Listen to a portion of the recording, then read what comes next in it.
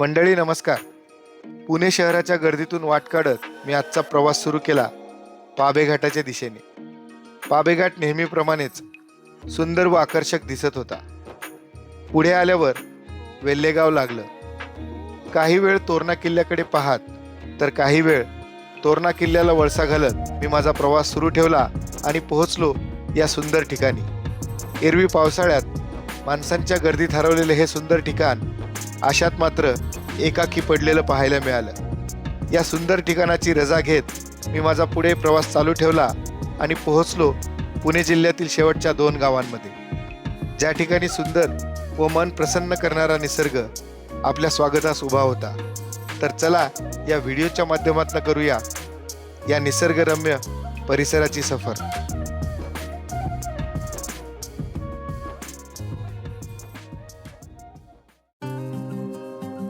कसं आहे मंडळी, कामामुळे आपल्या आठवडाभराच्या दगदगीवर एक जालिम उतारा म्हणजेच निसर्गरम्य वातावरणात भटकंती करणे, म्हणजे मी तरी असे मानतो.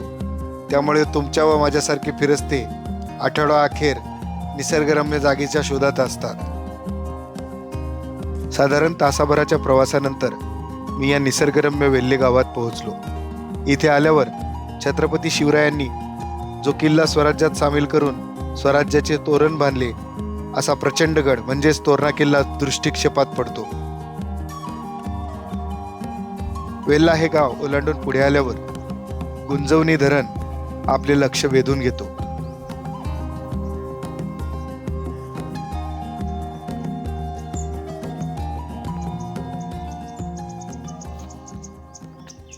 आता आलोय वेल्ह्याच्या पुढे.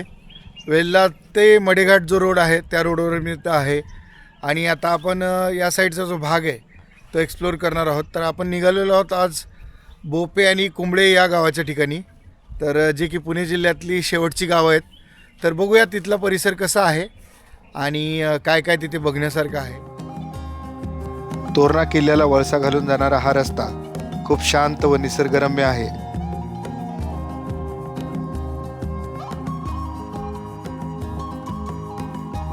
रस्त्याच्या दुतर्फा असलेली हिरवीगार झाडी व माणसांची नसलेली गर्दी माझ्या मनाला नीरव शांतता देत होती. वाटेत कुठेतरी थांबायचं व प्रचंड गडाचे प्रचंड रूप डोळ्यात सामावून घ्यायचं, हेच इथे आल्यावरचं एक महत्त्वाचं काम.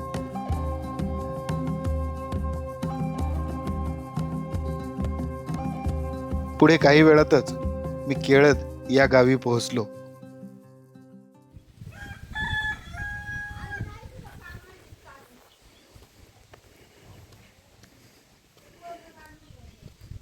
या गावातूनच मी मडेघाटच्या दिशेने वळालो. मित्रांनो, पावसाळ्यामध्ये हा मडेघाट पर्यटकांनी भरून असतो हे आपल्याला माहितीच आहे, पण सध्याच्या काळात तो कसा दिसतो हे पाहण्यासाठी मी मडेघाटावर आलो.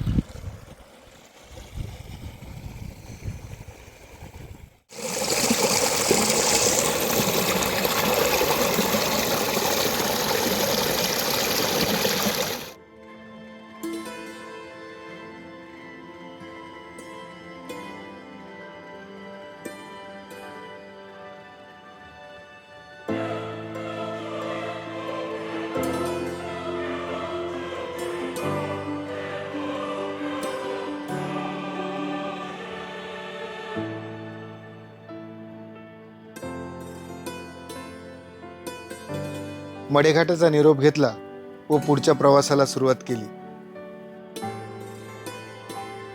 केळद हे गाव ओलांडून साधारण 7 ते 8 किलोमीटर अंतर पार केल्यावर आपण कुंबळे या गावात पोहोचतो. गर्दीपासून दूर असलेलं कुंबळे हे गाव खूप शांत व निसर्गरम्य आहे. या परिसरातील निसर्ग पाहून माझा आठवडाभराचा थकवा सहज निघून गेला.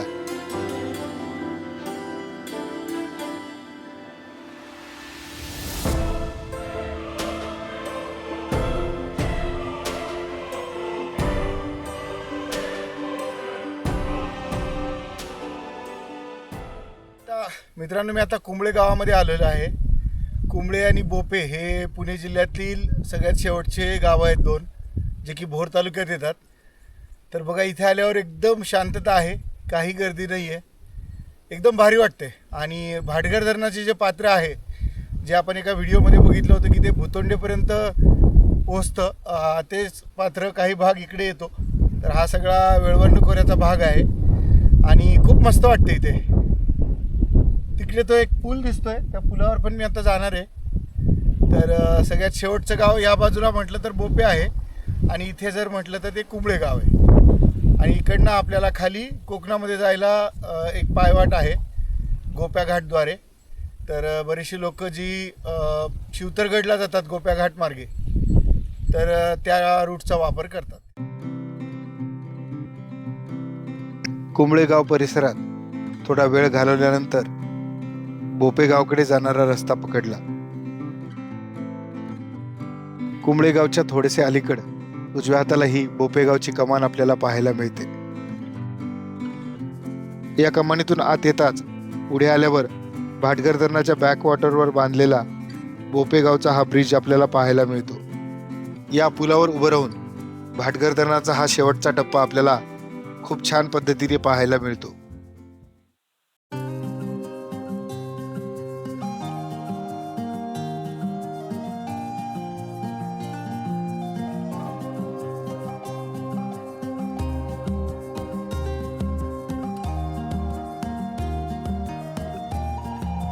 या पुलावरून दिसणारा निसर्गरम्य नजारा बराच वेळ डोळ्यात व कॅमेरामध्ये कैद केला.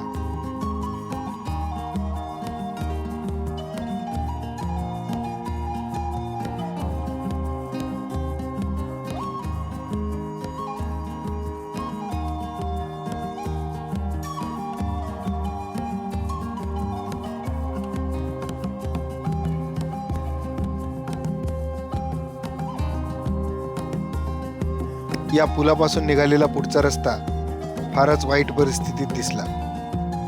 मोठी कसरत करत मी या रस्त्यावरून बोपेगावच्या दिशेने निघालो. वाटेत जाताना हा पाळीव प्राण्यांचा ताफा पाहायला मिळाला. बोपेगावातील जननी पाताळेश्वर मंदिराबद्दल ऐकलं होतं. त्या मंदिरापर्यंत गाडी घेऊन जाता येईल का या अनुषंगाने मी पुढे निघालो. मंदिर कुठे आहे? मंदिर जाईल का गाडी? गाडी जाते? हेच ना बाजूचा, नाही तर फसायची गाडी. इथे लावून गेलेलं बरं. हेच ना, हे रस्ता.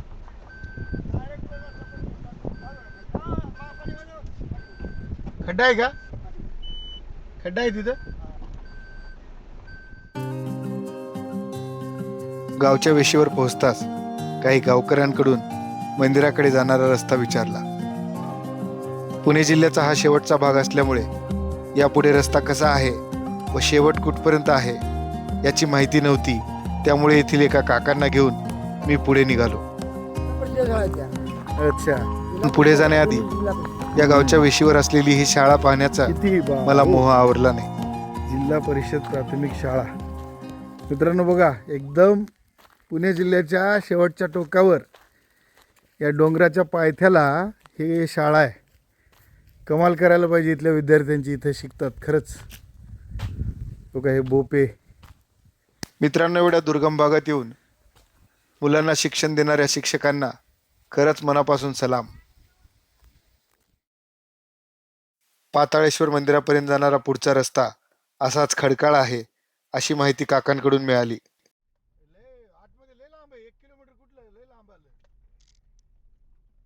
मंदिरापर्यंत गाडी घेऊन जाण्याची माझी खरंच हिंमत झाली नाही. त्यामुळे अर्ध्या वाटेतूनच काकांना विनंती करून मी मागे परतलो. तुम्ही आले त्याबद्दल आभारी आहे. का मग गाडी खालची फिरवते? हा? खालची खालची आणून फिरव. काय इथे आहे का chance? आहे की जागा? आहे का? इथं फिरू शकतो. आपला मन करून नाराज नाही करायचं म्हणजे आपलं नाही नाही, तुम्ही आले ते खरंच तुमचं मान. मोठेपणा. पण काय आहे, गाडी पंक्चर विंक्चर झाली तर स्टेपनी पण नाही गाडीत. ते तुमचंच नाही आपलं. आपल्यापर्यंत लांब आहे ती. नाही, एकदा काय आहे, टू व्हीलर घेऊन आलेलं परवडते एकदा. त्या बघा आता गोपेघाटाचा रस्ता चला वरती तुम्हाला दाखवतो. गोपेघाट पायवाट पायवाट.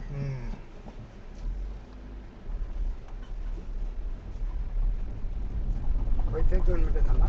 हा कुठे आहे इथं? हे बघा, ही पायवाट येईल ना. हम्म, आता इथं म्हणजे अशी असं आलंय, हम्म. तिकडनं इकडनं असं आलंय, मध्ये बरं. उतरली. हा हा मधनं पायवाट अच्छा. direct खाली कोकणात. कोकणात गेली. शिवतरगड. शिवतरगड, रामदासगड. हो. मंदिराकडे पुढे न जाता मागे वळालो व परत येताना काकांनी कोकणात उतरणारी गोप्या घाटची वाट दुरून मला दाखवली. मित्रांनो, या परिसरात जर तुम्ही फिरायला आलात तर बोपेगावच्या या ब्रिजपर्यंत आणि कुंबळे गावापर्यंत तुम्ही येऊ शकता. बोपेगावच्या या ब्रिजनंतर पुढचा रस्ता जो आहे तो फार कच्चा आहे.